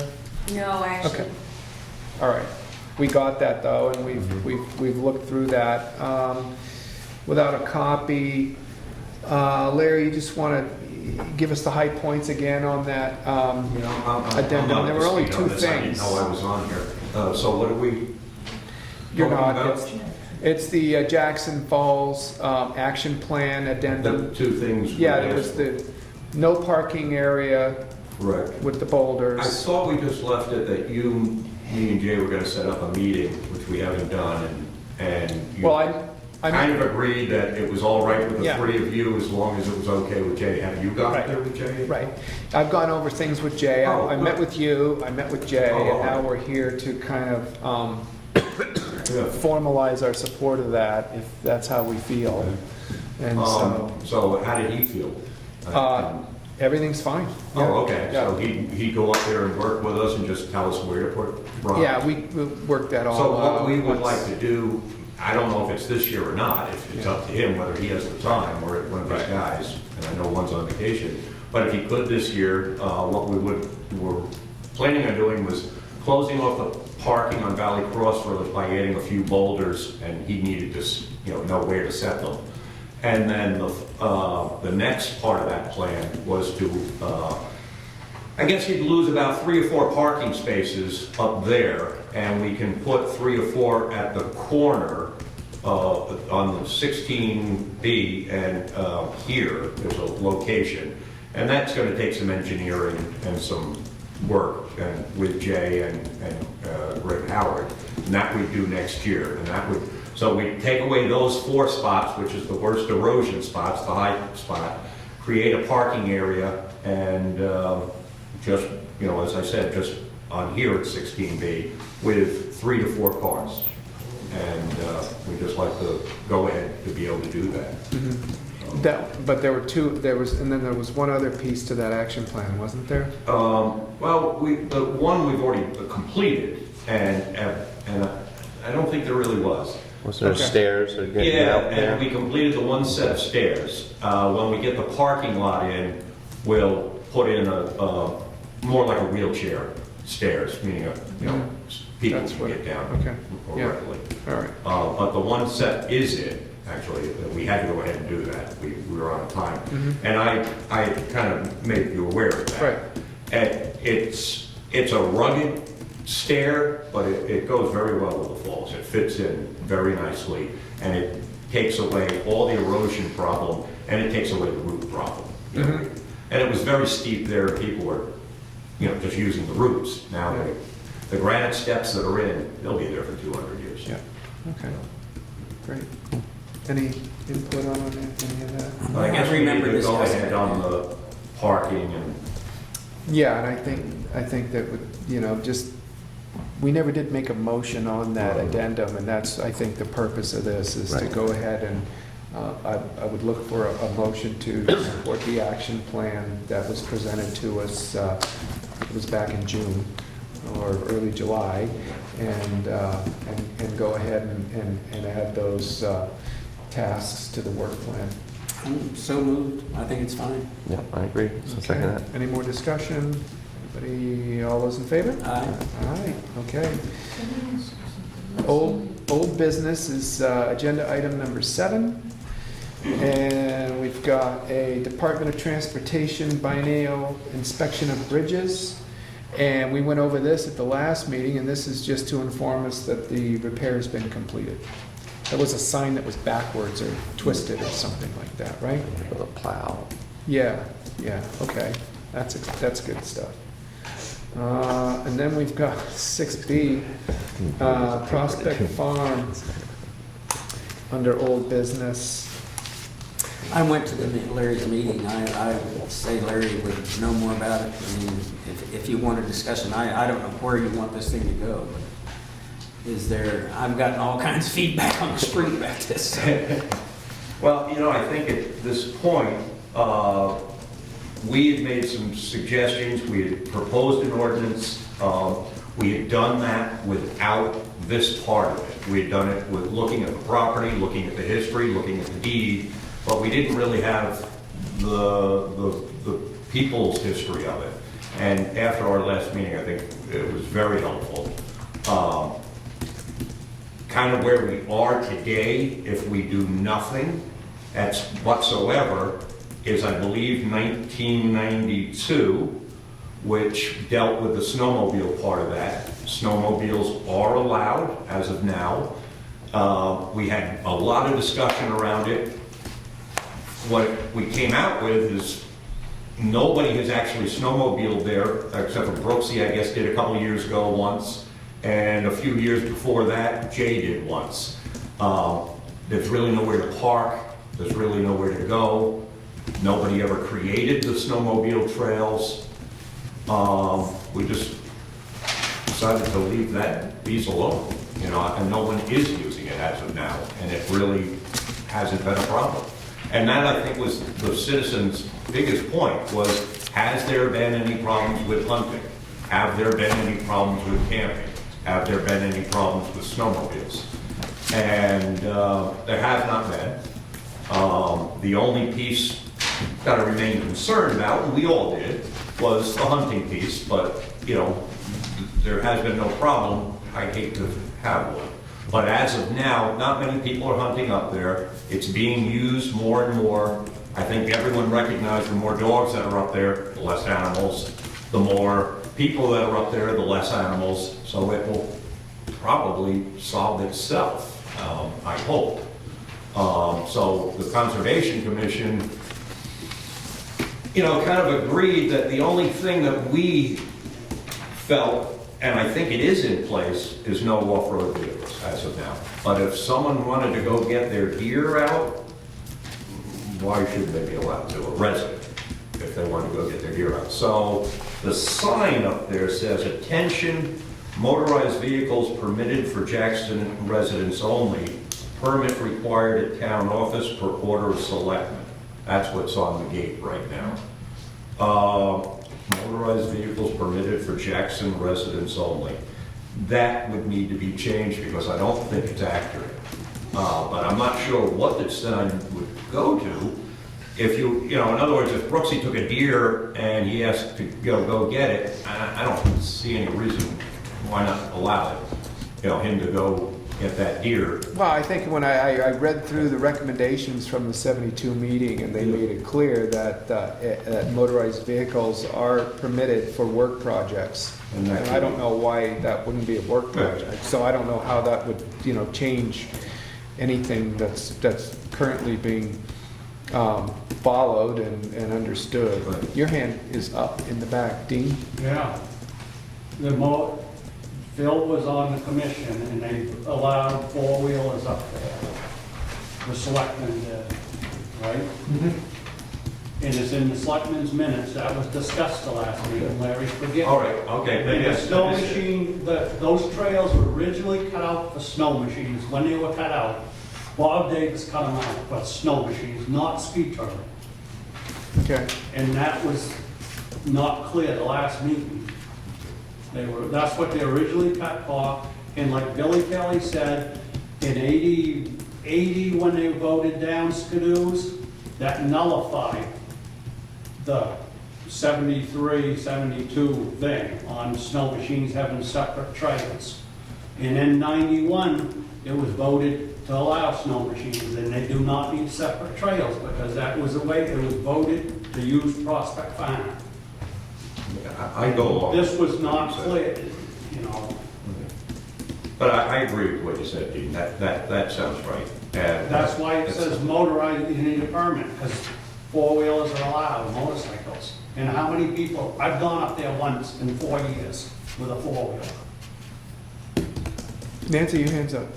Just one further clarification on the snowmobile. My understanding was that Bob was paid by Hub George, a representative of the Conservation Commission, to clear the trails for snowmobile use. I don't know one way or the other. I wasn't. Well, Bob told me that. Well, I just wanted to clarify what you were saying. Like. Okay, and you're right on that one, probably. Phil? When I was on the Conservation Commission, I was on 7 years, maybe 9 years, I don't remember. The Conservation Commission had a concern that in the warmer months, before the ground had frozen, that four-wheel drive dirt bikes were sort of chance of tearing up the trails. And from a conservation standpoint, to us, then, it didn't make any sense, and I think to the current commission, it now doesn't make any sense to have that kind of access except for trail maintenance and work and that sort of thing. The selectmen have the authority to regulate that. They agreed to ban or restrict, not allow people to come with ATVs and dirt bikes. Arthur Fernald objected, as he did in 91 or 92, on the snowmobiles, saying that it should be open for residents. That's where we got into this gate thing. And a sign that says residents only. I thought, I was at the meeting Monday, Bill was there, I thought everybody got a chance to say what they needed to say, wanted to say. I thought it was a very well-run meeting, thanks to Larry. And I didn't come away with a sense that there was a lot of interest in doing snowmobiling up there, so I don't think that's an issue. I didn't come away with the feeling that there was a lot of interest in dirt bikes or ATVs up there on any kind of regular basis. But it doesn't in the summer, especially if the ground's soft, take much to chew up a trail or cause some water to fall a different way and all that sort of thing. I think the town, from a conservation standpoint, want to say we're just not going to let ATVs and dirt bikes up there until the ground's frozen, except for trail maintenance. And obviously, we've let Garland go through the property twice now to log it. On Forest Service land, he was logging. He's also logging Prospect Farm. And we'll probably go back in some number of years and log on Prospect Farm again. But we got to use those trails. When you get into November and you get into deer season, it's a good chance the ground's solid enough that I don't believe it's an issue. But I really think the selectmen ought to use their authority to just say, we're not going to let dirt bikes and ATVs go up there. We're not inconveniencing a lot of people, but it is a conservation issue. I would say this on the hunting thing, which was pointed out at the meeting. Several people have said, well, you can hunt on Forest Service land. They have a set of guidelines to keep you 150 feet from any trail, 150 feet from any campsite. They got 77,000 acres or whatever. That's not an issue. On Prospect Farm, if you're 150 feet from the trail, there ain't any place to hunt. So we're just so you know that the Forest Service is handling a little bit differently. I don't have an issue with hunting up there, but I do with the ATVs and the dirt bikes. Okay, Larry, your hand was up, and then Dean next. Well, Penny, was your hand up earlier or not? I thought I saw it. Yeah, we do go up there and dirt bike. We've been up there twice, and my son has my 10-year-old son goes up there. Is it extensive? Nope. Do we go up there when it's dry and nice and be respectful of the trails? We stay on the roads where it's hard packed and hardened.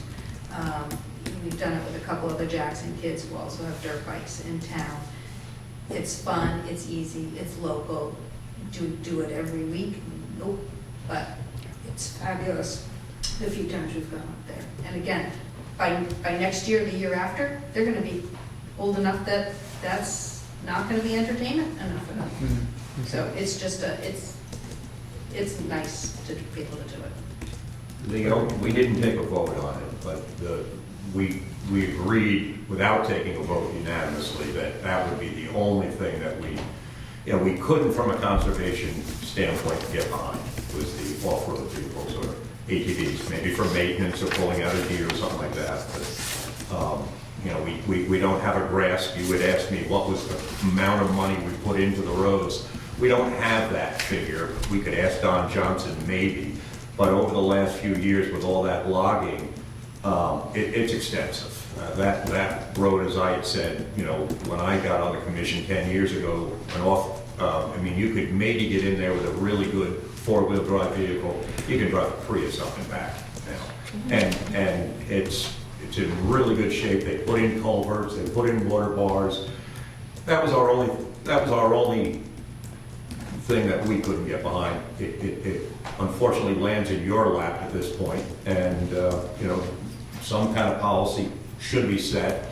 The hunting, it's probably like the snowmobiling is gonna solve itself. You know, there is nowhere to park the snowmobile, you can't go anywhere, not a lot of people do it, not a lot of people will do it.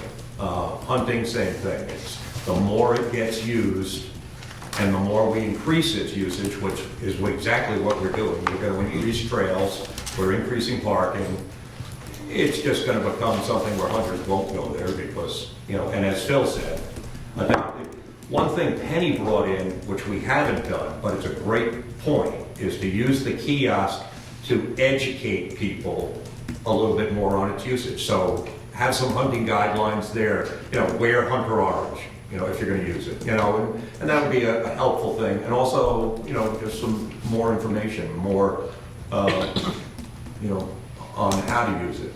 As far as the camping piece, I think the room was pretty well agreed that they didn't want a hard campsite, that everyone felt that it would just bring more problems and more people, which in 1972 they had to come to that same decision. They really wanted to discourage it, not prohibit it, but discourage it. You know, and so not promote it, not make a campsite. And that again, once again, who's been using it? Not many people. Dexter's gone up there once or twice, great, you know, and he gets a fire permit. But that's something that needs to be on the kiosk. In order to camp, you need a fire permit from the fire warden, which is John Heckerman. So little things like that we could do to make it safer use, you know, and more usable. But otherwise, the, you know, Conservation Commission, you know, kind of agreed with the public, and that was the only piece we didn't have. We looked at the land, we looked at the ecology, we looked at the history that we had in paper and said, okay, here's what's best for the property. And I think we did what I felt was a good job. Now to get the piece from the public, I didn't know it was that heavily used. I didn't know people had that deep of feelings, and it was, you know, a good thing to get. And so it's now in your hands, and you know, from the conservation point of view, the only one is off-road vehicles that we can't get behind it. I just, you know, we just agreed on that. We didn't take a vote on it. We decided not to, but we did agree 5, you know, that we did it on that. So Dean's hand is up next, and is there anybody that's feeling a need to weigh in after Dean is done? Because I'm trying to limit, like, everybody weighing in 17 different times. So you feel like you're gonna need to weigh in after Dean is done? On a different. Anybody, and this is all Prospect Farm related, so is there anybody else that feels like they're gonna need to weigh in after Penny? Which may change after Dean and Penny, but I'm just trying to manage the conversation so that it does come to a close, and then we can have a discussion. So Dean, go ahead. I was just hunting, you don't have to be 150 feet off the trail to hunt. The only, you can hunt on a class 6 road. You look in the hunting magazine, in class 1 through 5 roads, you have to be 15 feet off a traveled portion to shoot. Forest Service. No, Forest Service, Larry, they aren't. We're doing this one at a time, and I recognize it. Moose season, New Hampshire Fish and Game wants you 150 feet from a road, service road, but they don't enforce it, because I talked to a guy. They're the ones, that's separate. But you do not, up there, you don't have to be 150 feet off the trail to shoot. Penny? Just that we've talked about the summer, spring, fall usage, but it seems as though to discuss Prospect Farm and its use and its policies and what's allowed up there, that no one's discussed the winter usage of it. You know, how it relates to townspeople.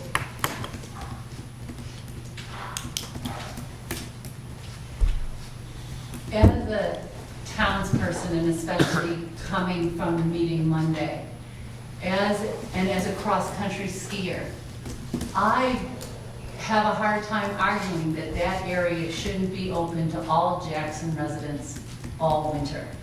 And I see that there are definitely issues that the ski touring has with having people using that land for free if they have groomed, because there's a cost involved in grooming.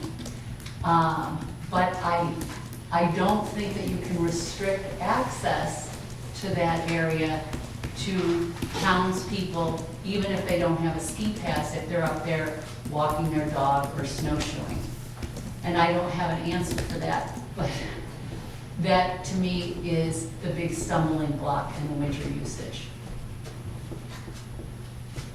Anybody else with a burning desire to weigh in? Absolutely. I'm completely supportive of her comments. If I, as a town resident, if I want to go snowshoeing up there, I think it was intended for the people in town to use it in that manner. I don't think I should have to go down to the Ski Touring Foundation to get a pass. It seems to me a simple answer is we ought to go to the Ski Touring Foundation and tell them, look, if you want to be able to use that property, the town property basically, for your use, which we're supportive of. I'm not against Jackson Ski Touring, I misunderstand it. It's not the foundation. It seems to me that they should be able to accommodate anyone in town using that property in the winter for recreational purposes without having to pay for it. It seems to me that they just, they can give them, whoever asks for it, give them a pass. Don't charge them for it, so that they've got some way of knowing who's got a right to use it. I don't think a person should have to go downtown to get permission to go up to their using it. Sorry. One more time. Yeah, sorry. But the Conservation Commission did concur pretty much with that feeling, that it's town property and it should be open to town residents without a pass. One more comment on it? Why not? I was just a little confused as how Jackson got in there, the ski touring improvement. I know as a landowner, they come to me and ask me yearly for a permit, and I sign off on it every year. And I gather they don't do that with the town. It seems to me, is there any problem with the right of adverse possession where someone's using it for a certain number of years and you never stop them, and now all of a sudden you can never stop them? I think that one of my goals is for us to have a conversation around all of these primary concerns being expressed tonight.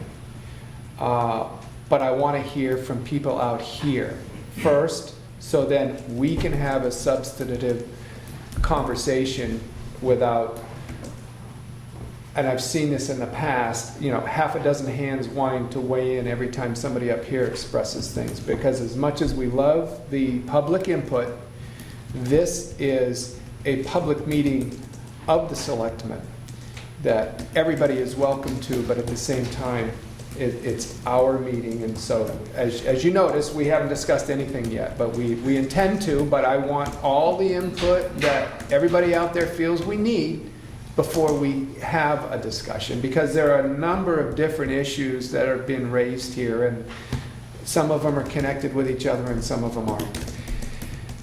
Ken? Yeah, first off, I think, just speaking in my role as a board member for the Ski Touring Foundation, we both respect and appreciate all the input that's come from the town. And the board is going to take up and have this discussion. I think, and I've expressed this before, we're also trying to figure out, if we do it, how does it work? Because it's, Jackson, the parking lot that would be used by most people who go up there actually is on private property. Jackson had to pay for that full expense. There's also secondary issues of people ski off that onto the Forest Service land, and we're giving out a free pass. Then we run into issues with the Forest Service about discrimination, which we're not permitted to do. So we have a series of logistical things that we're trying to work through to see how it would function, and the board will be taking it up at its next meeting. Never as simple as you like it to be, huh? We don't find that out, though. Do the link. Is that meeting open to the public? When is that meeting? The next full meeting that we will have will be in December. We have the annual meeting, which is November 15th. which the annual meeting agenda right now, which is already out, is to elect the next board member. So in December, you'll... So I'm all done Yeah. with like accepting a show of hands here, and I really want to avoid distractions of two-way conversations that don't have anything to do with us hearing from the room for this. And I don't want to be too rigid, but I want to be rigid enough so there's some structure here. And what we have to go with, as far as I know, are the facts from the annual meetings. And in digging as deep as we could into this, it's our understanding that there was also some discussion at some regular selectmen's meetings. And we couldn't find anybody that could pin down any regular meeting discussion to a time frame that was reasonable for us to go back and do a search for. And not all meeting minutes from all selectmen's meetings from 20, 30 years ago are necessarily readily available to us, but all annual meeting discussions and minutes are available to us. I read through what the Citizens Committee recommended to the town and what the town supported at the beginning of the meeting for Penny earlier, and I think you were all here. And then there was a 1982 warrant article asking the town to permit snowmobile use up there. It might have been 1980 meeting, and it was voted down to see if the town will permit the use of snowmobiles by the residents, and on it goes, Prospect Farm Citizens Committee.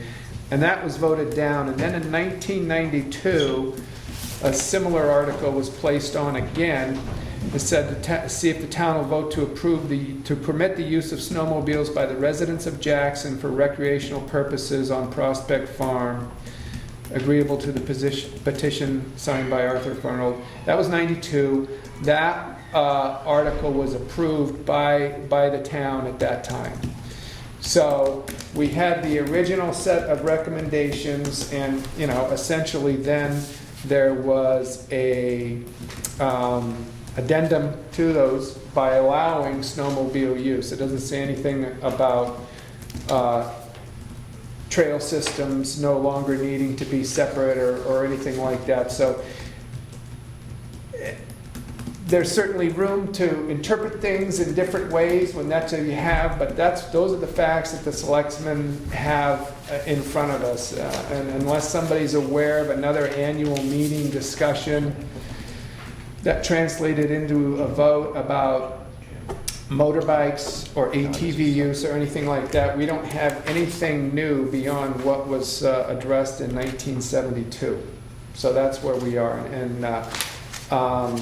So I guess at this point, between the discussions and the public comments and the input we had at the last meeting and what we've heard here tonight, and what we know to exist that's been dealt with at annual meetings by the legislative body, i.e. the voters at those meetings, it's your turn to weigh in, Bill.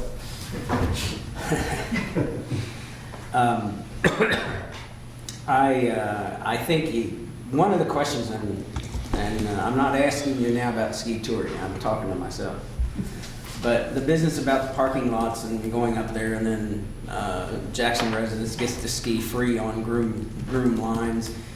I don't know how you really saw that. You've given, I guess, we've given permission for them to go provide the effort, money, and all that stuff to make a groom ski for public money consumption, and then to say, well, but our people all can go up there and go for free, I think is a problem.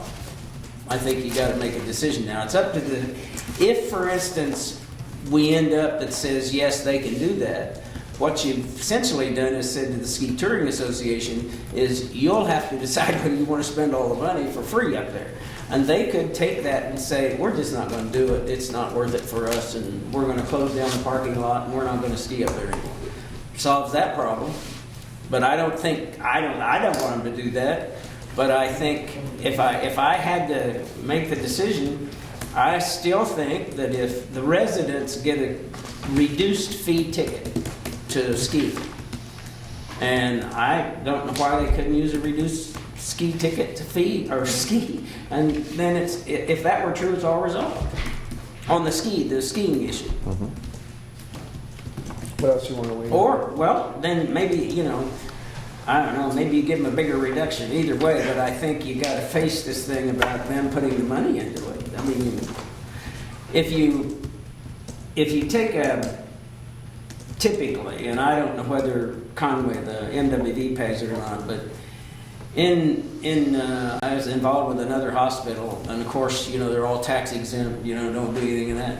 But they had to pay a fee to support basic services. And the fee was for fire department, police department, because they still got that value to that service. It was reduced as opposed to a business. But it's hard to ignore, you've permitted the investment in the trails. And you said, yes, we want you to do that and go do it, you know, and then to say, but I'm going to do it for free. You go ahead and put the money in, but we're going to do it for free. I think the easiest way to resolve that question is just live with the reduced fee for residents. You want to change the reduction in the fee, make it lower? I don't know. But then there's no issue who goes free. Everybody has to have a ticket, and that's it. If you go up there and ski on the groomed trails. My You recollection. want to read that? Because that's what's on record, and that's dated 2004. It's pretty short. And you can read it out loud if you want to read it in the record. As previously, this is Town of Jackson from Diane McClave, Chairman of the Board of Selectmen. As previously agreed, in exchange for the use of Prospect Farm area, as well as other town-owned property, the Jackson Ski Touring Foundation will give a discount to the Jackson Town residents on the early purchase of annual membership. Is that not what I mean? That's what's been done all in we the have past. on record. Yeah, that's what's been done in the past. Now, I don't know, Ken, maybe you know what, the fees used to be like $50 a person. I don't know what I haven't bought a fee in As a I few years. mentioned, we're running into an interesting challenge here. But first off, and I think I mentioned this at the last meeting, Jackson does give free skiing to the whole system for every town resident who's under 18. So it's not like there's no free skiing that's given out to residents, just for the record. The other thing, and we're trying to better understand this with the Forest Service, but there is what's called discriminatory pricing, and we're trying to figure out what that means. But we may actually have restrictions because a good part of our system is also on Forest Service lands. And it begs the question, will we even legally give discounts to Jackson, which is different than if we decide to give free passing, free passes to people just to ski on Prospect Farm. We're trying to do our homework on this to understand how we can do it legally, because we have we have you folks, we have the Forest Service, and whatever we decide in the end, it has to be legal for all of the above, not just, for the town. So Now, the landowners, the landowners do get a free pass, right? Is that correct? that is correct. One free pass, one free pass per family? And we want to work with the town. We don't want this to be a them, This was put together actually by town folks. It was put together to help the economy of the town. We don't want to break that either, but we are trying to work our way through this. Well, you haven't set a pass price for this year? Well, there was a pass price set, yes, and that's been out and advertised, and that's what we're working with.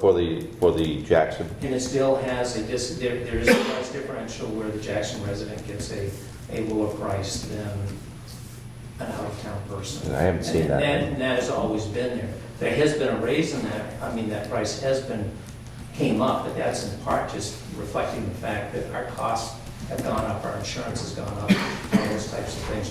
Do you know what that price is now? I forget what it is, but I think it's 135, but don't quote me. For an out-of-town? For No, a Jackson? I believe for a resident. Okay. Resident Jackson. But let's check on that, because I just don't have that at the top of my head. Do you have a number of what it is for a non-resident? I should, but I don't know what it is. All right. But there is a difference between those two. Yeah. And so I want you to go ahead and weigh in too. You got more questions? Well, that was just the thing about, Dean's letter there. It doesn't say what the discount is. There's no percentage assigned to it. And I think that part of the contract needs to be addressed because, like I said, we can give you a discount of $1 or we can give you a discount of $100. And we do give free skiing to everybody under 18. I understand that. Thank you very much for that. We're all doing So I'm trying to address the problem, that's all. I'm just telling you what the facts are. No, I, This no, can't it's be done. all, no. John, I don't think you could get that discount.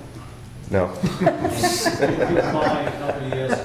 What else you got to add to your thoughts? Yeah, the skiing, like I said, the gate issue, I think that can be easily solved by us controlling it. I mean, you know, if somebody wants to go up there and get a deer, or Penny's kid wants to go up there and mountain bike, I don't see why that's something we can't control at the office. It's not like we get a whole heck of a lot of calls for it.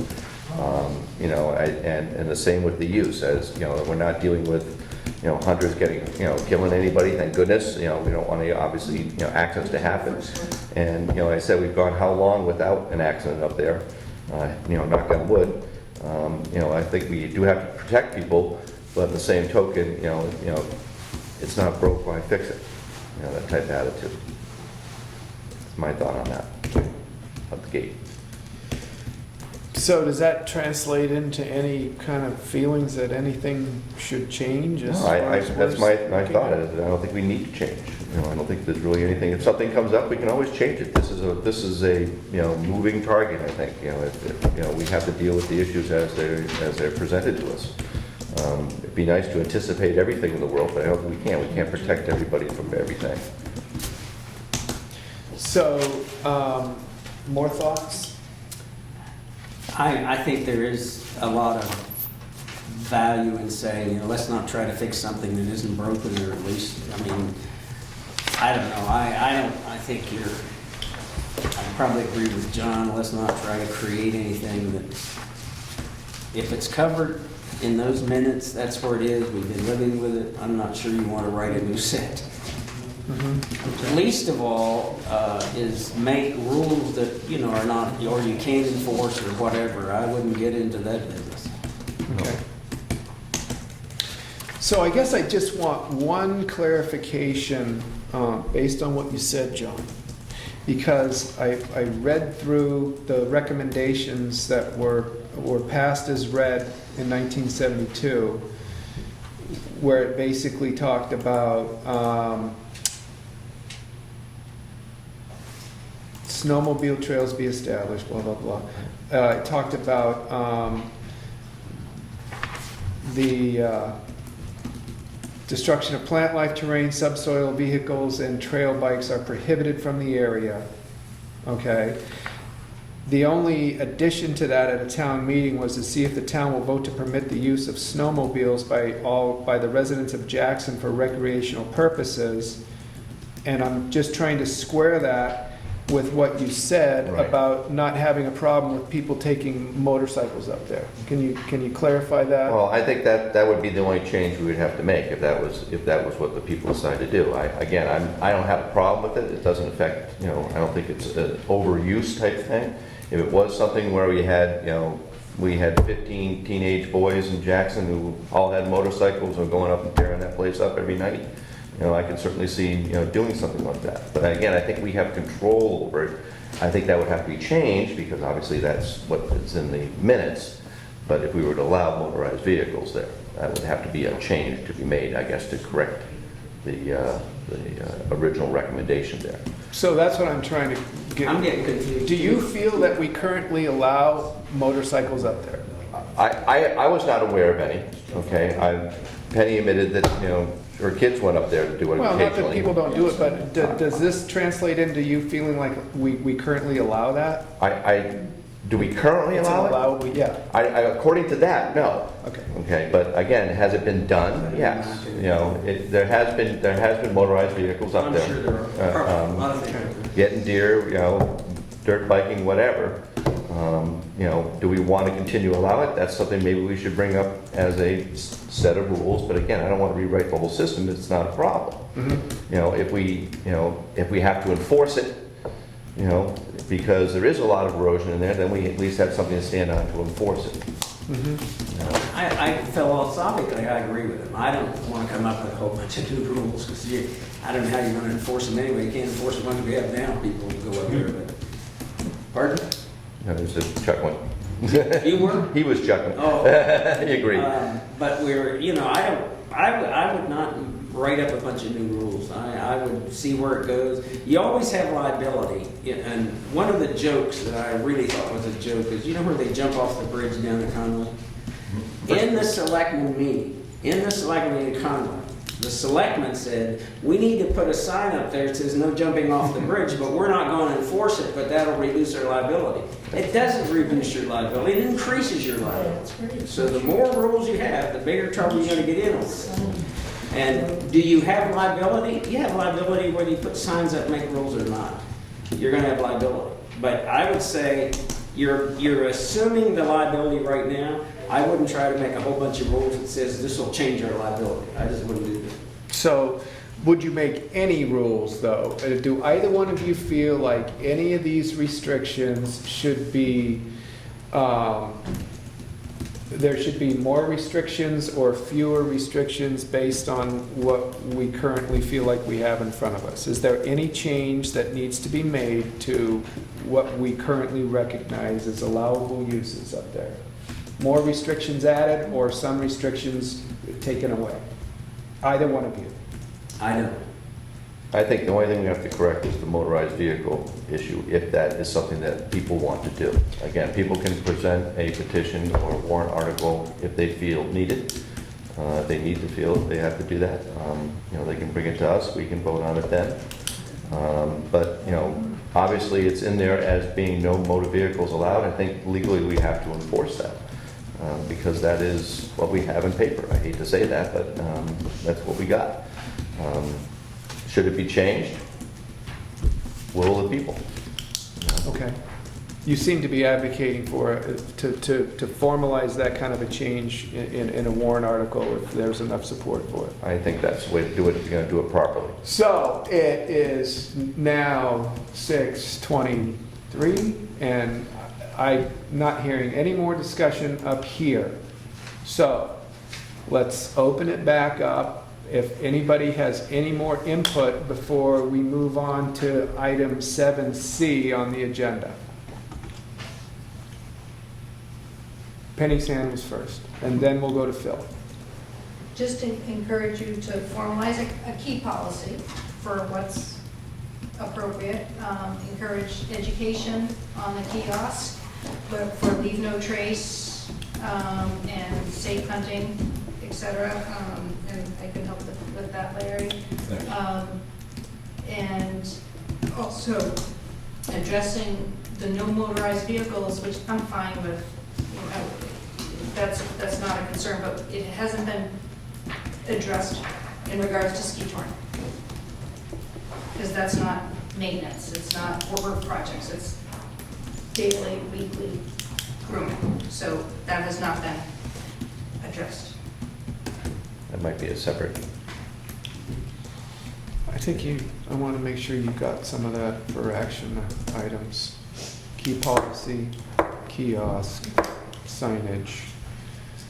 And I think that we've all been in agreement since the new executive director came and presented to us a while back that we are looking for a much more formalized land use agreement. And I understand we're getting lots of advocacy for what that agreement should contain, but I think there's a general acceptance that that letter Bill read from 2004, there should be some more substance to that and more clarity so that everybody understands just what the arrangement is. Phil? I wanted to go back to the ATV and dirt bikes because I'm not sure I understand. The rule that you're looking at and that is currently in effect bans ATVs and dirt bikes. So that the gate up there and the sign which says it's open to Jackson residents and get a key at the office is really not applicable. Although the selectmen did say at one of the meetings, which is why I'm not even going to start to guess where those minutes might be, but we have people in the room that know that happened. If that's the case, that's a reasonable compromise, and maybe you guys have to act on it, and you have the authority to act on it. then you need to get a key for the gate, and have here in the audience, in the office, and people can come in and get it, take their dirt bikes up there. We're not, you either do the gate or you don't, and I think you have to make that decision. Because right now, your rules are telling you, no ATVs or dirt bikes. Right. If that's the case, you need to put a sign up there saying, No idea. no ATVs or dirt bikes, Yeah. and no key, and unless you gotta get a key to take the, trail maintenance, that kind of thing. Mhm, mhm. I think you're just, I'm just not clear where you're coming down wrong. Yeah, that's a good Yeah. point. Well, I think, yeah, it's a good point. I mean, I'm clear that there was something established in '72 that hasn't been overturned at an annual meeting. True. That's what I'm clear It on. was by the selectmen, and again, if you look at. It was what? What's The that? selectmen said, we'll limit ATVs and dirt bikes to town residents. That's when the gate went in and the sign went up, and we had a key here. And that's why I said, we haven't been able to find that record. No, but we've got a lot of people that were involved in it, and they're going to raise their hands and say, Mhm. yeah, that's what we did. There was some question at the time about whether the selectmen had the authority to do that. I think you checked the local government center, or somebody did, and you do have the authority That's right. to do that. It doesn't necessarily have to go to a town meeting. We were assuming we were going to find something concrete. We didn't, but while we were searching, we asked the local, the municipal association, local government center, if the selectmen had the authority to do that. And they cited the RSA that the selectmen did have the authority, even though it went against the town vote. They had the authority to make that change. So if they made the change, and some eyewitnesses that tell us that they did, and it certainly squares with why the sign says what it says.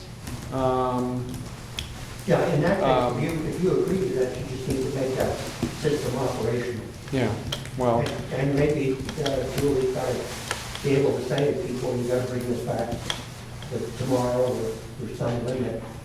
To be honest about it, there isn't any way, there may be any way, but it's going to be really hard to give that key to somebody and not have them go down to the hardware store and duplicate it. mhm, So, it's a gesture. yeah. But I think it calls attention to the fact that you gotta be more careful when you're running up there, doing wheelies with a four-wheel. So when is too much, Your hand was up, Ken. Yeah, and I was also, and I'm just speaking here personally, and I think you did mention about posting the boundaries, but do have to understand that people go up there, even if Jackson gave us a free pass to people skiing, the minute you ski off those boundaries, you're illegal and subject to challenge. That would happen the same with snowmobiling, ATVs, and a lot of people don't know where those boundaries are. They think they're on town land when you're quickly jumping over onto the Forest Service road. If you start out on the Quail Trail, almost immediately you're on the Forest Service. If you start out Boggy Brook, a very short distance, you're on Forest Service. And those, I mean, just speaking for Jackson, we can't give you a free pass for that. We're not allowed to. Thank you. Okay, I'm not getting a sense that either one of you want to make any kind of a formal motion to change anything that currently exists. Final thoughts on agenda item 7B? The only thing I would say just is following up with what Phil said, and I would stick with what's in writing at this point, or else you're going to get so many stories of what they said and they told me this, and at this point, just stick with what's in writing, and if we want to change that, we'll do it. By what's here Yes. on the town minutes Yes. records, okay. Agree to that. Fine, okay. So, do we want to make that a motion, that that's what we recognize, or just we want to move on with that? I'd move on. I don't think you have to make it. Before we do move on, though, and I know he left the room, George Howard took the time to kind of put together a history of Prospect Farm, and it's dated September 23rd, 2014, and I really regret the fact that he had to go. It's only 2 pages, but it starts out with the Crown of England was first to claim ownership of this area. And it's really interesting. If anybody wants what George produced for a document about the history of the Prospect Farm area, I don't know how you could be involved in this discussion and not find something like this interesting. I thought it was kind of interesting, and we're happy to make copies available at the town office for anybody that would like that. Good short reading. Yeah. Next up is item 7C under old business, Whitney's Pond update. And it's just an informational update. And this was a letter that we got from the Department of, and thank you everyone for coming. Thank you. It's an update on the Whitney Pond dam outlet structure. I'll go ahead and just read it. It's brief. The Department of Environmental Services Land Resources Management Program is in the process of performing an administrative review of pending files. Your case has been reviewed during this time. Based on the DES's review of your file, there remains an outstanding request. On July 11, 2013, DES issued a letter of deficiency requesting, among other things, reconstruction of the Whitney Pond Dam outlet structure. A copy of the last request is enclosed with the letter. Please advise as to the status of the matter. Be advised that on November 26, 2013, you only provided for temporary installation of a cofferdam to divert stream flows from Great Brook to Whitney Pond for 2013-14 snow-making season. The DES has no record of a Wetlands Bureau application requesting long-term plans to divert flows from Great Brook to Whitney Pond.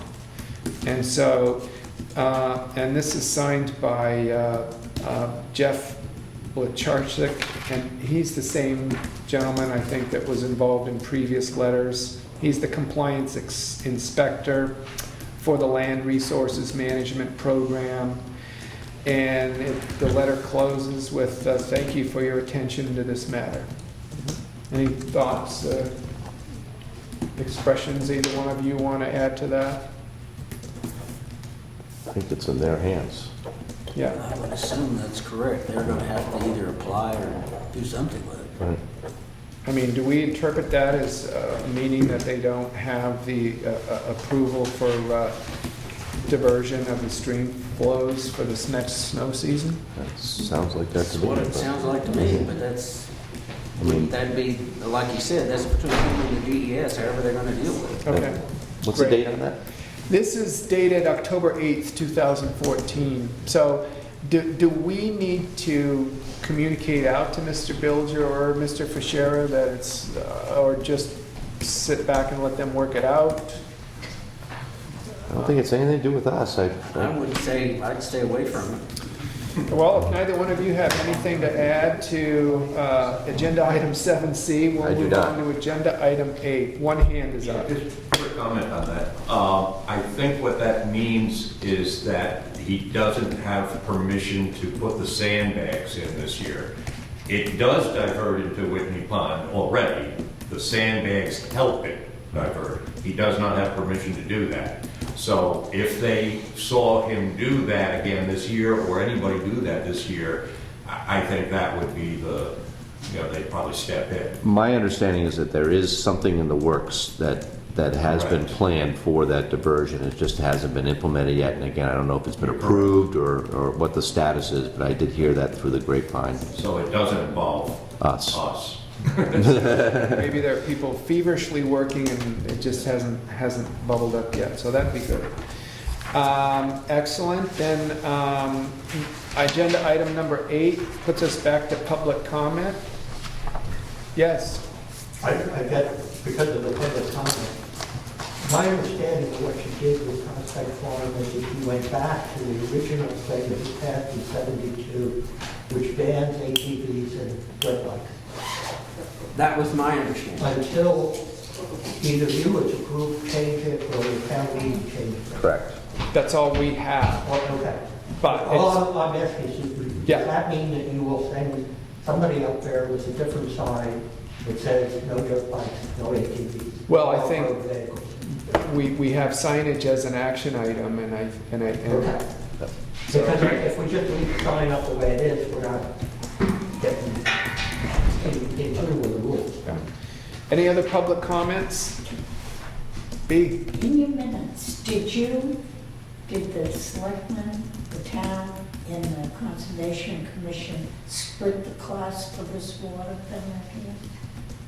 Yes, 50/50. Yeah, well, that's what I want to know. Yeah, Okay. yeah. Any other public comments? All right. We did have one extra agenda item here, and I guess it probably should have gone under new business, although no, old business, because it was about a grant for the transfer station. You both read the document, and I've read enough things onto the record. Do either one of you want to read this under the record, or not bother, or what? Do you want it read under the record? I don't know, what do you think? It's ongoing, obviously, it looks like there's, I just give it to John. okay. Excellent. We need to take action on it? He wrote this. John, I guess, when I say John, I'm sorry. Oh, John Allen. This John. Yeah, John. And if there's something that we need to do, or there's further, John should talk to John or whatever, and come back and say, here's what we need to do. Well, I did talk to him about this. And Okay. he wanted our approval to make sure that this was still a go-ahead. I mean, this was a grant that was received, and we have to, to fulfill the grant, we have to make sure we purchase these things in a timely manner in order for the grant to go through. So we do have to kind of approve it. Oh, okay, all right. So I guess then my question is, the grant was for $4,300. The total cost estimate for the work was $21,900. Right. And so there's $7,600 of items that are yet to be purchased. He's kind of listed out here what those items are. Are you aware of where the Bartlett Selectmen are in this process? Are they in the know at the same rate Yeah. we are? Oh, yeah. Have they had this discussion? They've had this before us, and we're getting it secondly, so they've already had this discussion. And they've already approved As this? far as I know, they approved. I haven't seen their minutes, but that was my understanding Okay. from John, that they were on board with this and it was ready to go. Well, that was the one piece that wasn't This has to be clear. completed in order to get the grant. That's where we are right now. We're kind of holding it up. And the Bartlett Selectmen are My supporting? understanding was they were. Well, then that does seem to me like it requires a motion. That would seem to be. Yes. And so this is that percentage again, the same kind of the Bartlett Jackson percentage? Correct. And there's no question, I guess, about this money? I mean, we vote yes, or we're okay with the money? Yep. Then, John, how do you want us to vote? I would like to vote yes on this. Okay. You're gonna make a motion? Make a motion and we'll do it. Make a motion to expend the funds that will ultimately meet the needs of this grant so we can receive the funds for the grant. Second the motion? Either one of you have any more discussion? Nope. No. All those in favor? Aye. Aye. All those opposed? Very good. All right, no more public comments or agenda items or input. How about you? You're the only one that didn't weigh in on Prospect Farm. You got anything more for us? Oh, I think employees should get free passes. Don't open a can of worms, Chair. That's still on Pull the your record. plug out. That's on the record. I know, we'll add it into the insurance policy. Ask for a Health management, health 7% management. contribution. Move to adjourn. Second? Second. All those in favor? Aye. So moved.